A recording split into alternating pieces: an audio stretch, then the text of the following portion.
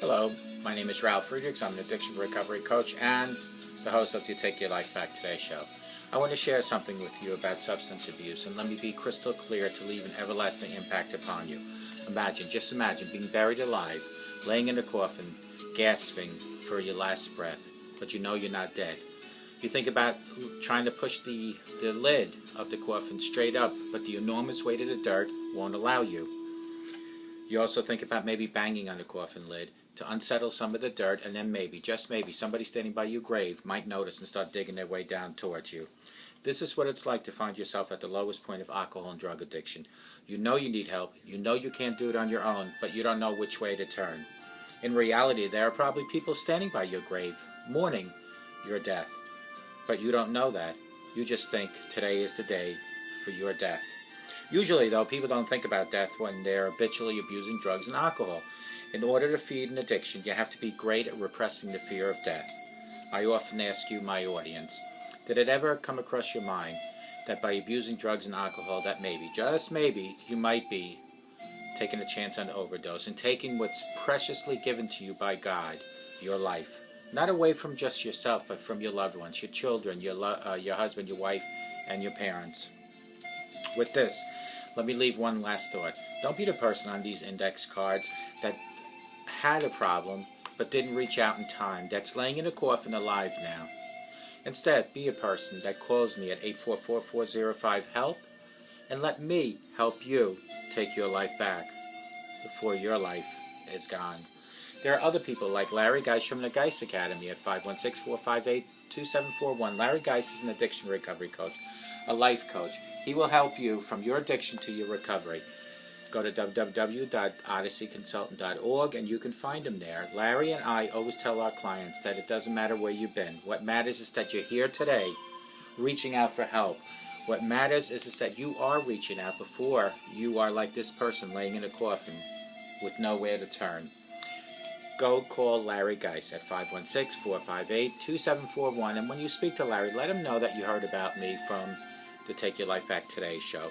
But folks, when you speak to Larry, ask him how he can maybe help you from your depression to happier times, from your low self-esteem to higher self-esteem, maybe from your addiction for drugs and alcohol to recovery. Ask Larry these questions. Larry Geis from the Geis Academy, 516-458-2741. If you're watching this video and it seems blurry, it's not the quality of the video, it's the quality and the progression of your glasses. That maybe the prescription is either faded from the anti-reflecting coating, or maybe it's an older prescription, or you have a lot of scratches. That's why I recommend you go to www.globaleyeglasses.com. They have over 1,200 frames for you to choose from: plastic, metal, half frame, no frames at all. They have progressive, which are no line bifocals. They have transitions. They have line bifocals. They have photo grays. They have polarized lenses. They have anti-reflecting coating, scratch coating, and UV coating. They have polycarbonate, which is a shatterproof lens, and they also have high index, which is a thinner lens. All available at globaleyeglasses.com, but it all starts with you. Go to www.globaleyeglasses.com and let them focus on saving you money. Folks, it's 2 weeks after the holidays, and what better way than to discuss the 8 tips to beat post-holiday blues. The holiday season was a whirlwind of ups and downs for most of us. Perhaps a little drama and usually too many things crammed into one period of time, which was way too small. What we hope to be spiritual fulfilling time, though, Advent and up to the birth of Christ, is usually exhausting, mad rush. But then the 2nd of January rolls around and suddenly things drop off and life seems to stand still. There's no more frenzied distraction or jam-packed to-do list. Long remaining winter stretches out before us, and we feel a little dismal and even depressed. Why do we get the blues? A lot of people ask. There are several reasons we experience the post-holiday blues, which is often a softer way of describing mild depression. The parties are over, the family leaves, and we're no longer going by the busyness and distraction of the holidays.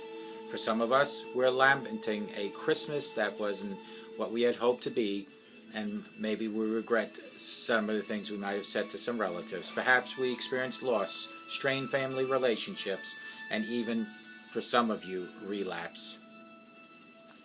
Add to it the very sizable chunk of short days and cold weather left in the winter season, and we have a recipe for the blues. Tips to beat the blues are: we can't change how the holiday season shaped up, and we certainly can't change the weather. But recovery is about staying in the present moment, changing what we can change and accepting what we can't. Our faith guides us to seek God, and He will, and to pray that He would show us joy and contentment.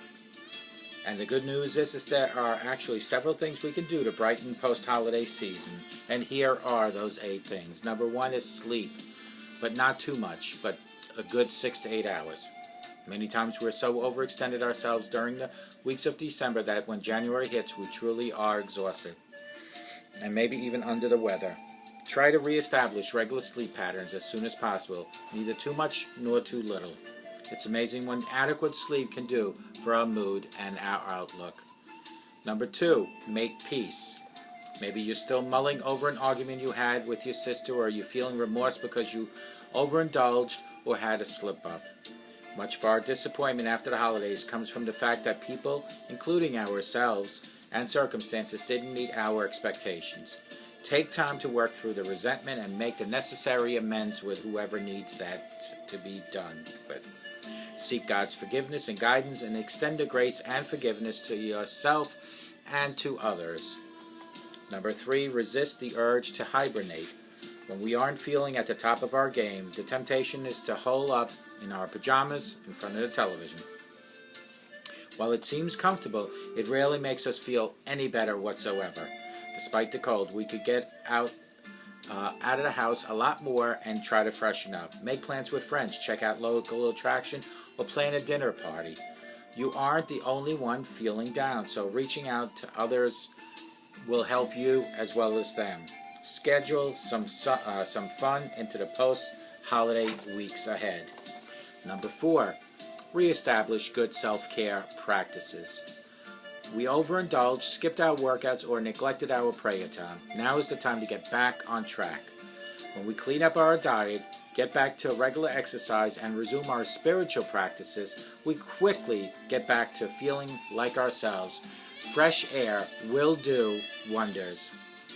Number 5, maintain your schedule of recovery. Winter can get in the way of recovery with unpredictable weather. We can't change Blizzard's schedule to arrive the night of our meeting, but we can do our best to plan around it. If you know a big storm is coming, try catching another meeting a couple days in advance to make sure that you stay on track with your recovery.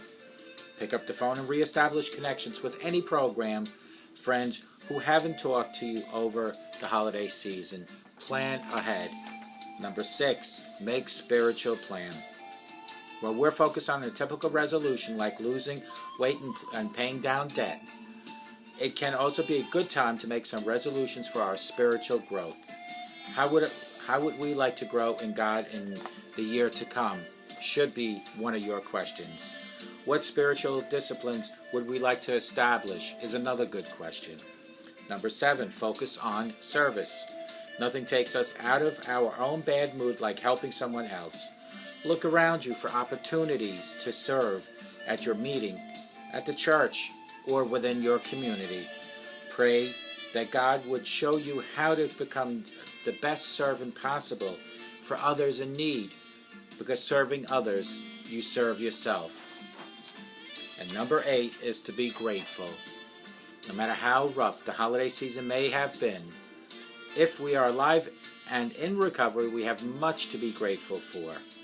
As one year is ending, another one has begun. It can be encouraging to look back at the year and count all of the blessings you have had. Thank God for His goodness and pray that the year to come would be filled with hope and joy. These are the 8 tips to beat post-holiday blues. Why is it that we get the blues? There are several reasons we experience the post-holiday blues, which is often a softer way of describing mild depression. The party's over, the family leaves, and we no longer are occupied by busyness and distractions. For some of us, We're lamenting a Christmas that wasn't what we had hoped for. Perhaps we experienced loss, strained family relationships, or maybe perhaps you have even relapsed. Add to it a very sizable chunk of short days and cold weather left in the winter season, and we have a recipe for the blues. Let's go over the 8 tips again for the blues. Sleep, but not too much. Try to get between 6 and 8 hours of sleep. I have found myself to get very, very little sleep. Due to our cat being 17 years old, my cat wakes me up every hour to feed him. So I suggest you get as much sleep as your body needs. Not as much as you want, but as your body needs. 6 to 8 hours. Make peace. Maybe you're still mulling over an argument you had with your sister, or feeling remorse because you overindulged or you even slipped and relapsed. Much of our disappointment after the holidays comes from the fact that people, including ourselves and circumstances, didn't meet our expectations. So try to make peace within yourself. Resist the urge to hibernate. When we aren't feeling at the top of our game, we have a temptation to hole up in our pajamas in front of the television. It sounds comfortable, but it rarely makes us feel any better. Despite the cold, we have to get out and go out there and refresh ourselves. Reestablish good self-care practices. We overindulged, skipped our workouts, and neglected our prayer time. Now is the time to get back on track. When we keep clean and we clean up our diet, get back to regular exercise, and resume our spiritual practices, we quickly get back to feeling like ourselves again. Fresh air, my friend, will do wonders. Maintain your scheduled recovery. Winter can get in the way of recovery, so if you know that there are any storms coming whatsoever, plan ahead. Plan to maybe get to meetings closer. Plan maybe to do online meetings or over the telephone, Skype meetings also. Number 6 is make spiritual plan. While we're focused on typical resolutions like losing weight and paying down debt, it can be a good time to make some resolutions for spiritual growth. How would we like to grow in God for the year to come? What spiritual disciplines would you like to establish this year? Number 7 is focus on service. Nothing takes us down.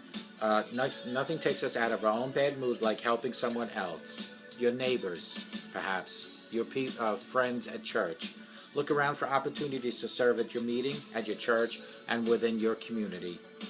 Pray that God would show you how you can be a service to others, and that He would cheer your heart in the process. And last but not least is be grateful. No matter how rough the holiday season may have been for you, if we're alive and in recovery, we have much to be grateful for. As one year is ending, another one begins. It can be encouraging to look back at the year and count our many blessings that we have had.